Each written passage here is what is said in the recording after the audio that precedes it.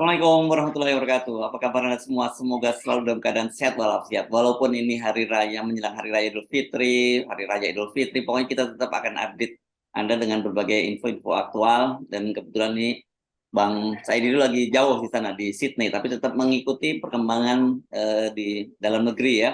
Ya, ini saya juga lagi penasaran nih Bang Saidi dulu mengenai kasus Bupati Meranti ya. Selain di OTT KPK itu kan kemudian dia ternyata menggadaikan kantor PUPR kalau nggak salah itu, dan itu kemudian ribut di media. Belakangan diketahui bahwa itu katanya sudah mendapat persetujuan dari Departemen Dalam Negeri dan juga Kementerian Keuangan. Gimana ceritanya itu ya? Nah,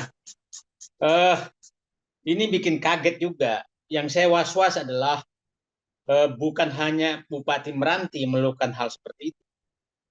Siapa tahu hampir semua bupati sudah melakukan itu. Kenapa? Karena hampir semua Pemda itu kesulitan anggaran. Dengan diberikan izin, berarti mereka akan membuat utang kemana-mana. Nah, yang problem artinya akan terjadi bandar-bandar di berbagai daerah. Bandar di berbagai daerah untuk mempengaruhi kekuasaan. Karena dia sudah mengijon pemerintah daerah. Yang kedua, problemnya adalah bahwa kalau utang pusat itu kan diperiksa BPK. Persoalannya, utang daerah ini siapa yang memeriksa? Pasti jawaban mereka ada DPRD. Kita tahu DPRD itu mereka siapa. Oke, DPRD tingkat 2, tingkat kabupaten itu tidak lebih dari pegawai pegawainya Pemda. Tidak pernah kita dengarkan DPRD itu memprotes Pemda kecuali DPRD DKI Jakarta. Itu apapun diprotes kalau Anies, dan apapun didukung kalau pelaksana tugas sekarang gitu. Itu DPRD yang tidak menyuarakan rakyat, tapi itu menyuarakan pemerintah pusat. Nah, yang ketiga Mas Hersu, yang paling membahayakan adalah berarti ada utang pemerintah sekarang yang tidak terdata, tersembunyi. Nah, itu kan tidak masuk data utang yang dipublikasikan selama ini.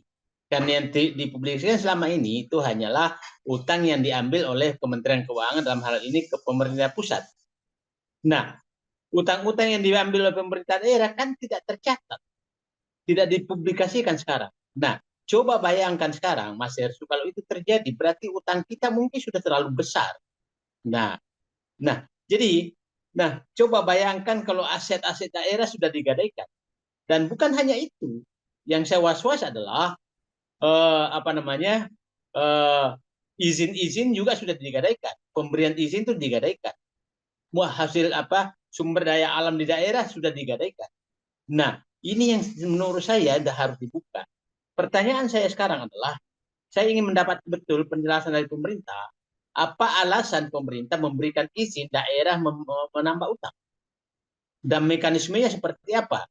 Nah, Mas Pras, staf khusus Menteri Keuangan, menjelaskan bahwa izin tersebut adalah hanya memberikan izin untuk menambah utang, dan Kementerian Keuangan bukanlah izin memperluas defisit, bukan izin menambah utang.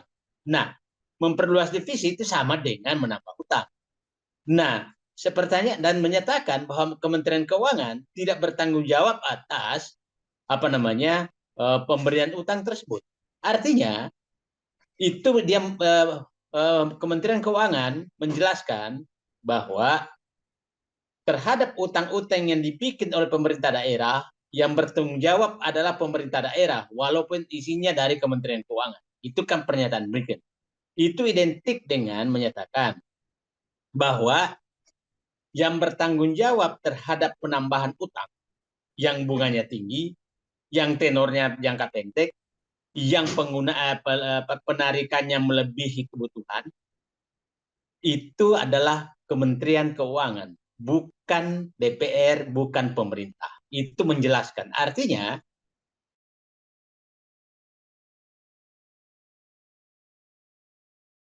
Mas Kementerian Keuangan yang bertanggung jawab. Itu pernyataan. Nah, yang saya sangat was-was Dan saya berharap pemerintah harus segera membuka sudah berapa utang yang dibuat oleh Pemda, sudah berapa aset Pemda yang digadaikan, sehingga harus menjumlahkan antara jumlah utang pemerintah ditambah jumlah utang Pemda, terus kemampuan membayarnya seperti apa. Nah, jadi saya berharap betul ini terbuka karena saya kaget betul lama-lama juga karena Pemda sudah mendapatkan izin untuk mendapatkan izin untuk perluas defisit dan menambah utang. Saya takutnya nanti perangkat desa juga demo untuk meminta izin berutang. Itu yang masalah. Gitu Mas Heri.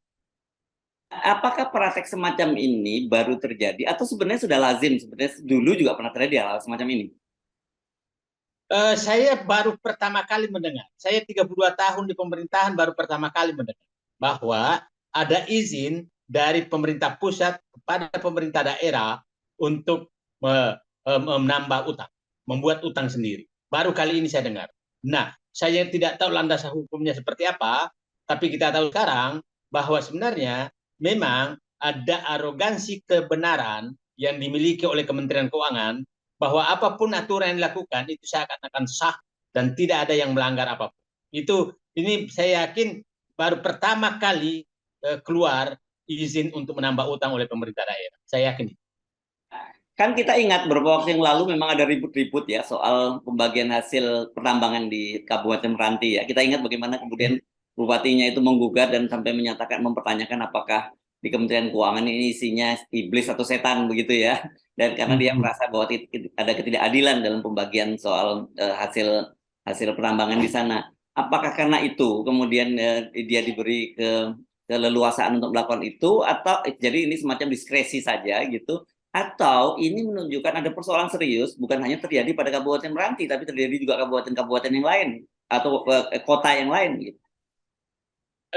Dua kemungkinan keduanya terjadi karena ini kan izin ke Meranti tahun 2022 ya kan, tapi saya sudah mendapatkan informasi bahwa berbagai daerah juga sudah melakukan hal yang sama, cuma tidak terbuka. Artinya ini terjadi lobby besar antara Kementerian Dalam Negeri dan Kementerian Keuangan untuk untuk memberikan kewenangan kepada daerah untuk menambah APBN-nya lewat utang. Nah, coba bayangkan, Mas Herdu, dana dari pusat ke daerah itu diperoleh dari utang, tapi masih karena kurang cukup nafsu belanja daerah, maka itu maka diizinkan menambah utang. Kan sudah sangat aneh. Jadi ibaratnya begini, ada orang tua yang tidak mampu membiayai anaknya karena boros dan menambah utang, tapi karena anaknya uangnya nggak cukup, maka anaknya juga disuruh berutang. Itu contoh perumpamaan yang sederhana.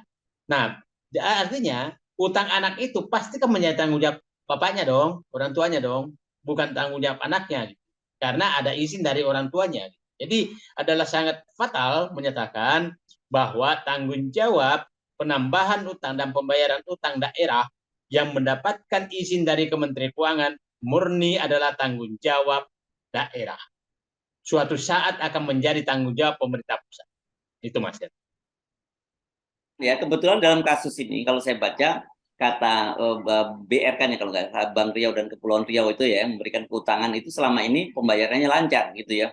Tapi bagaimana kalau kemudian terjadi satu hal yang serius gitu dan ini juga akan menjadi beban utang dari kepala daerah berikutnya kan otomatis seperti itu dan itu dampaknya kan terhadap APBD juga yang apakah kemudian bisa seperti kayak kasus kapal kereta api cepat gitu misalnya APBD-nya yang punya kewajiban harus membayar kan gitu. Ya, jadi saya pikir pemerintah sekarang sudah menggunakan metode Ponzi untuk membiayai negara.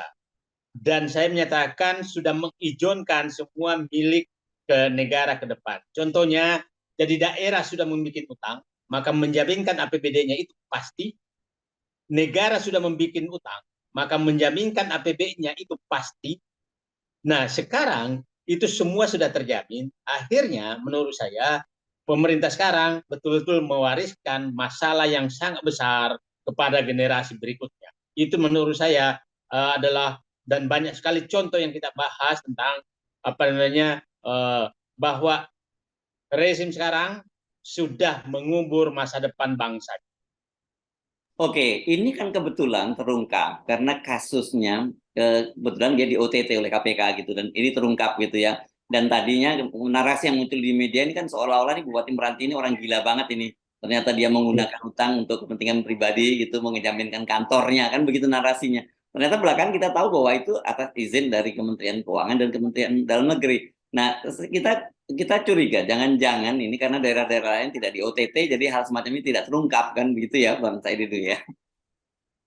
Saya punya keyakinan bahwa daerah lain sudah melakukan. Saya punya keyakinan. Jadi tuntutan kita kepada pemerintah sekarang adalah agar membuka semua data tentang daerah yang sudah menambah utang dan dimasukkan sebagai catatan utang pemerintah dan ditambahkan kepada catatan utang pemerintah, itu jangan disembunyikan karena itu atas izin Kementerian Keuangan dan Kemendagri. Itu tidak, pusat tidak boleh lepas tanggung jawab. Nah, lucunya diberikan izin tapi nggak menyampaikan datanya. Siapa tahu sebenarnya seluruh aset Pemda itu sudah digadaikan. Kita nggak tahu. Ngeri ngeri ngeri ngeri. Oke, jadi apa dong jalan keluarnya dalam situasi semacam ini?